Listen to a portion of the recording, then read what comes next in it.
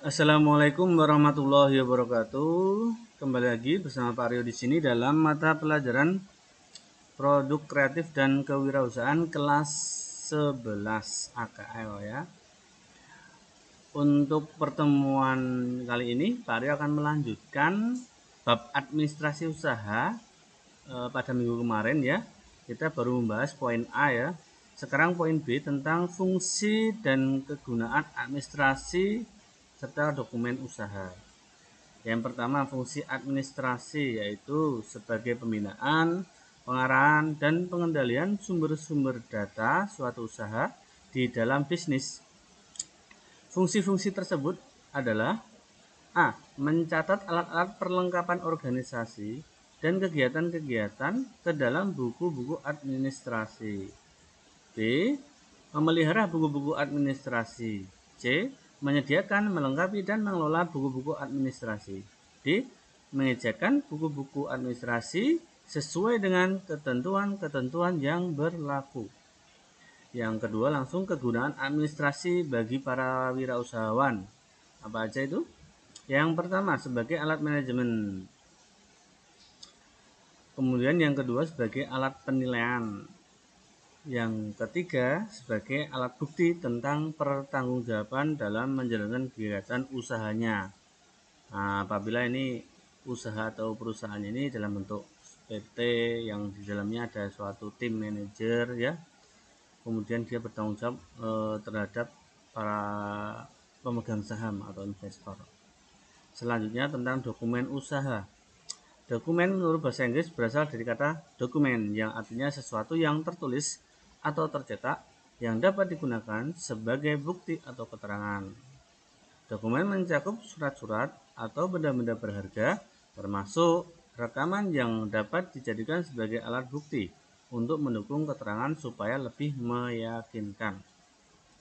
Peran dokumen-dokumen bisnis dalam perdagangan modern tidak dapat dipungkiri.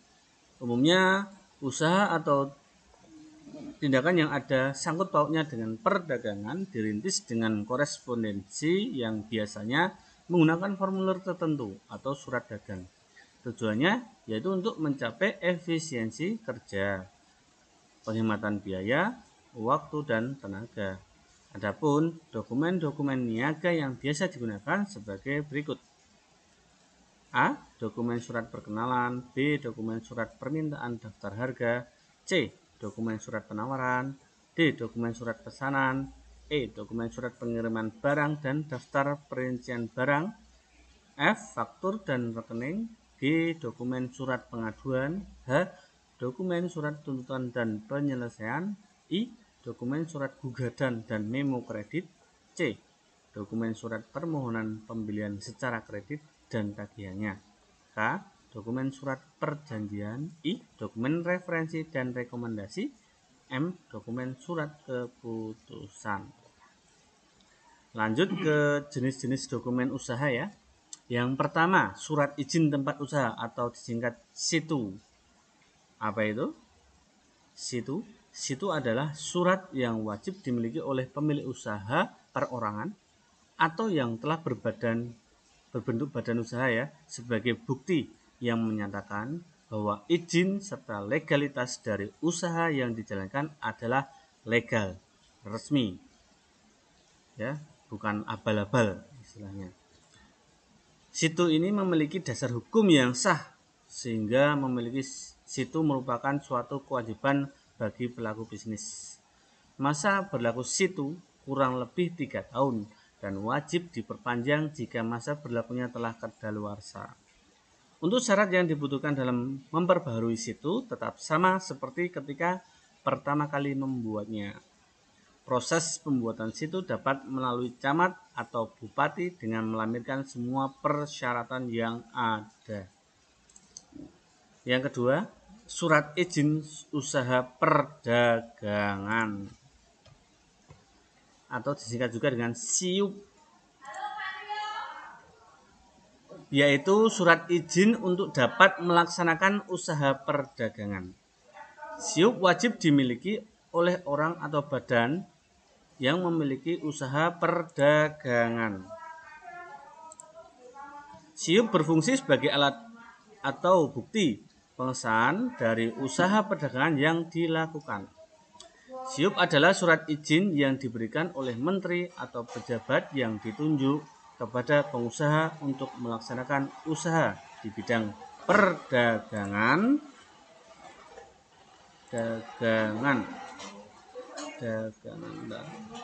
dan jasa, misalnya perusahaan perorangan, firma, CV, PT, koperasi, BUMN, dan sebagainya. SIUP dikeluarkan berdasarkan domisili pemilik atau penanggung jawab perorangan. SIUP perusahaan kecil dan menengah diterbitkan dan ditangani oleh Kepala Kantor Perindustrian dan Perdagangan tingkat 2 atas nama Menteri. SIUP perusahaan besar diterbitkan dan ditandatangani oleh Kepala Kantor Perindustrian dan Perdagangan daerah tingkat 1. Atau atas nama menteri juga bisa. Mulai awal tahun 2017, SIUP tidak perlu didaftar ulang. Penghapusan pendaftaran ulang SIUP diatur dalam pasal 7 Peraturan Menteri Perdagangan ya, nomor 7 M DAT /2/2017. SIUP berlaku selama perusahaan perdagangan menjalankan kegiatan usaha dan tidak ada perubahan. Nah, berikutnya tentang jenis-jenis SIUP. Apa saja? Yang pertama, SIUP mikro. SIUP mikro ini diberikan kepada perusahaan perdagangan mikro, yaitu dengan modal dan kekayaan bersih seluruhnya tidak lebih dari 50 juta. SIUP kecil ini wajib untuk perusahaan dengan modal kekayaan bersih seluruhnya 50 juta sampai dengan 500 juta, tidak termasuk tanah, bangunan, tempat usaha. SIUP menengah, yaitu SIUP yang wajib dimiliki oleh perusahaan dengan modal dan kekayaan bersih seluruhnya sebesar 500 juta sampai 10 miliar, tidak termasuk tanah, bangunan, tempat usaha. Yang terakhir, SIUP besar. Nah, di sini wajib dimiliki oleh perusahaan dengan modal kekayaan bersih seluruhnya lebih dari 10 miliar ya, tidak termasuk tanah dan bangunan tempat usaha. Kegunaan SIUP ini antara lain sebagai alat pengesahan yang diberikan oleh pemerintah sehingga dalam kegiatan usaha tidak terjadi masalah perizinan, dapat memperlancar perdagangan ekspor dan impor. Yang terakhir sebagai syarat untuk mengikuti kegiatan lelang yang diselenggarakan oleh pemerintah. Nah, lanjut tentang nomor pokok wajib pajak ya, atau juga NPWP. NPWP ini diterbitkan oleh petugas pajak yang diberikan oleh wajib pajak yang kemudian digunakan sebagai identitas wajib pajak serta proses administrasi selanjutnya. Bagi wajib pajak yang tidak mendaftarkan diri ke kantor pelayanan pajak akan dikenakan sanksi pidana sesuai dengan undang-undang dalam pasal 39 UU nomor 6 tahun 1983. Dengan memiliki NPWP menjadikan pihak petugas pajak lebih mudah dalam memantau pajak yang wajib dikeluarkan dari kegiatan bisnis Anda. Selanjutnya, dan tanda daftar perusahaan atau TDP, yaitu daftar catatan resmi yang diadakan menurut atau berdasarkan ketentuan undang-undang atau peraturan-peraturan pelaksanaan. Setiap perusahaan yang berbentuk PT, CV, firma, perorangan, dan bentuk usaha lainnya yang berkedudukan dan menjalankan usahanya di wilayah NKRI wajib didaftarkan dalam daftar perusahaan. Pendaftaran wajib dilakukan oleh pemilik atau pengurus perusahaan atau dapat diwakilkan kepada orang lain dengan memberikan surat kuasa. TDP berlaku selama 5 tahun. Perusahaan yang dikecualikan dari wajib daftar perusahaan yaitu A. Setiap perusahaan yang berbentuk jabatan atau perjan. B. Perusahaan kecil perorangan yang tidak memerlukan izin usaha. Yang kelima, tentang AMDAL, yaitu analisis mengenai dampak lingkungan. AMDAL adalah keseluruhan proses yang meliputi penyusunan mengenai dampak lingkungan ya, dari berbagai usaha terpadu atau multisektor. Terlaksananya pembangunan yang berwawasan lingkungan dan terkendalinya pemanfaatan sumber daya alam secara bijaksana merupakan tujuan dari AMDAL. Selanjutnya IMB, surat izin mendirikan bangunan, yaitu surat yang diterbitkan oleh pemerintah daerah yang diperuntukkan oleh pengusaha, baik yang belum maupun telah berbadan hukum, yang nantinya akan mendirikan sebuah bangunan usaha atau yang sesuai dengan perizinan yang diberikan. Saat IMB diterbitkan, akan disertai retribusi yang berfungsi sebagai pungutan daerah atas izin yang telah pemerintah daerah berikan. Besaran retribusi pada setiap daerah berbeda-beda. Retribusi. Yang selanjutnya yaitu surat izin gangguan atau HO ya. Surat ini adalah surat bukti pernyataan bahwa Anda sebagai pengelola usaha tidak merasa keberatan terhadap situasi serta lokasi Anda mendirikan sebuah usaha. Surat izin gangguan ini diterbitkan oleh Dinas Perizinan Domisili Usaha yang ada di kabupaten atau kota. Pada saat membuat HO, Dinas Perizinan akan memberikan beberapa persyaratan yang perlu dipenuhi karena setiap daerah memiliki persyaratan yang berbeda-beda. Pada umumnya, surat HO ini dibutuhkan oleh pelaku usaha yang ingin mendirikan tempat usaha di lokasi yang penuh dengan risiko serba bahaya yang tinggi. Dalam hal ini dapat mengganggu keamanan dan ketentraman masyarakat di sekitar tempat tinggal.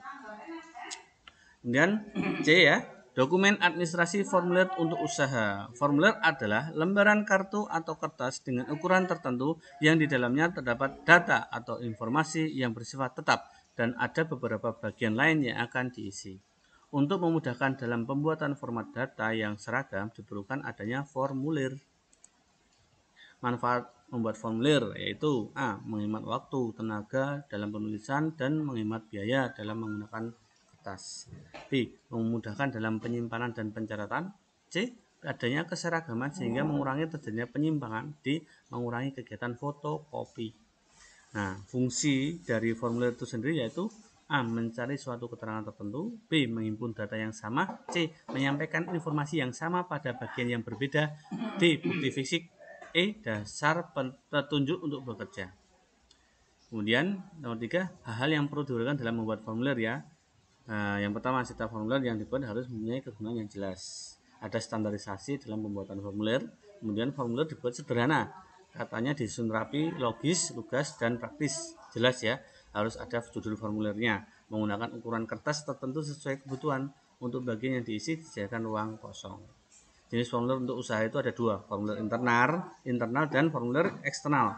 Internal itu seperti formulir biodata karyawan, penerimaan gaji, dan pemesanan. Kalau formulir eksternal itu seperti formulir isian bank, formulir SPT pajak, formulir pendaftaran izin usaha, atau formulir pengajuan kredit usaha. D. Dokumen administrasi laporan untuk usaha. Apa itu laporan? Laporan adalah bentuk penyampaian informasi, data, atau berita baik secara lisan maupun tertulis. Laporan sangat diperlukan karena mempunyai fungsi dan kegunaan yang besar dalam kepentingan organisasi dan usaha.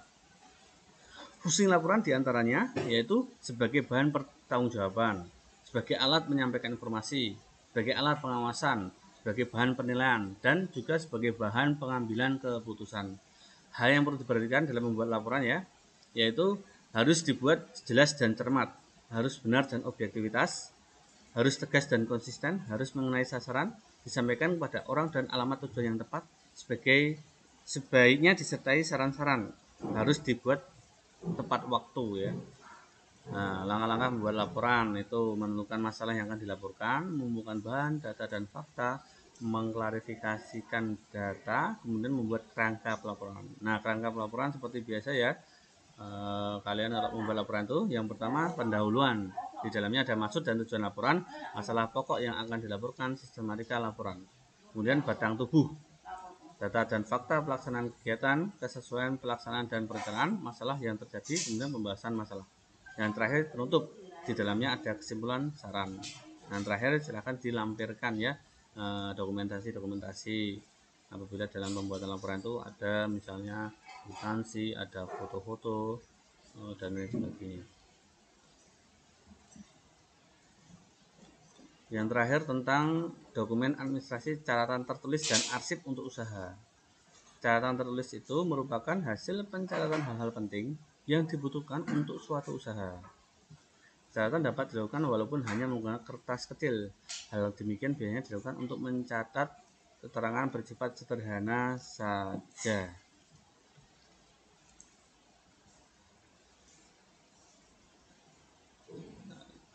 Yang kedua, arsip.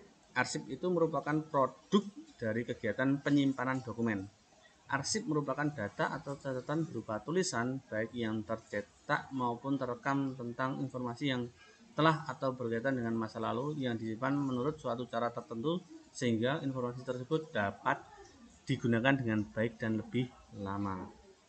Cara-cara pengarsipan itu bisa dengan sistem abjad, bisa dengan sistem perihal, dengan sistem nomor, sistem geografis, dan sistem tanggal. Nah, demikian untuk pembahasan tentang dokumen administrasi, dokumen laporan, cara membuat catatan laporan atau arsip, ada juga dengan jenis-jenis formulir ya, sama jenis-jenis dokumen untuk pendirian usaha ya, dokumen usaha ya.